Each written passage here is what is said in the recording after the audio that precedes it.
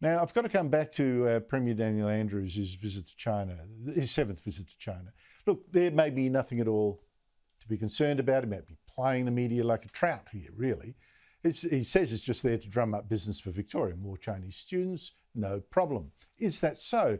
Let me ask my panel. Michael Costa is a former Labor Treasurer of New South Wales, very good one too, and David Gazzard, a former Senior Advisor to Liberal Treasurer Peter Costello, taught him everything Costello knows, and now head of DPG Advisory Solutions. Gentlemen, thank you to you both.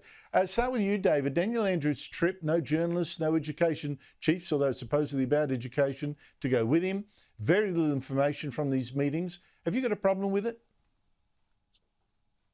Well, I do, but it's very much in keeping with the way this guy runs the state. You know, he in the middle of COVID, he falls in a location and he's off work for 3 months, doesn't tell anyone.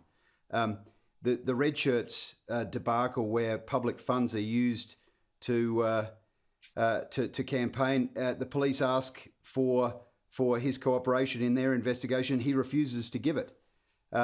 Going to China at a time where the region is more unstable than ever before, where the federal government has entered into an agreement with the US and the UK with AUKUS, where China has been, as one of your panellists pointed out before, engaged in jailing Australians, incarcerating Uyghurs, putting bases across our region, demanding acquiescence in a sort of concentric circle arrangement, blocking supplies of our exports.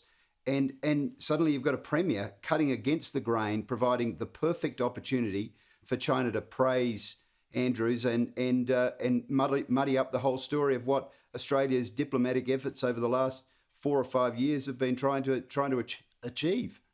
It's outrageous. But Michael Costa, Daniel Andrews will say, oh, well, listen, this style that David, and in my opinion, rightly has criticised, this style serves him so well. He won a thumping election victory last year.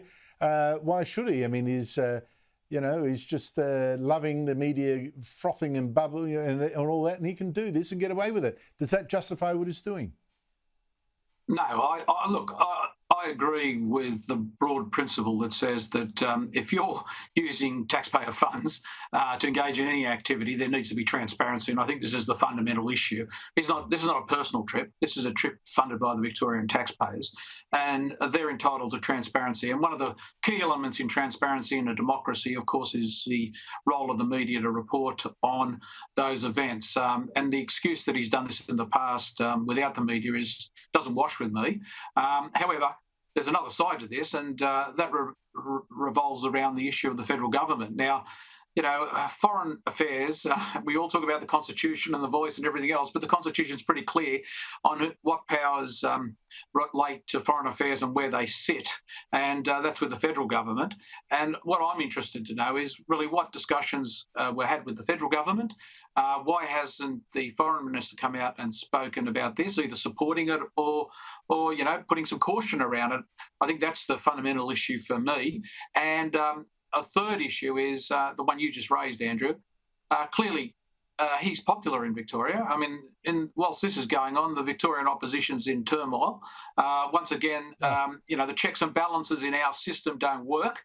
They're navel gazing, and he's off doing this. He obviously feels that there is no sanctions on him, either political or from the free media. I mean, and that's the reality of it. He'll be probably re-elected if he stood again tomorrow after this trip.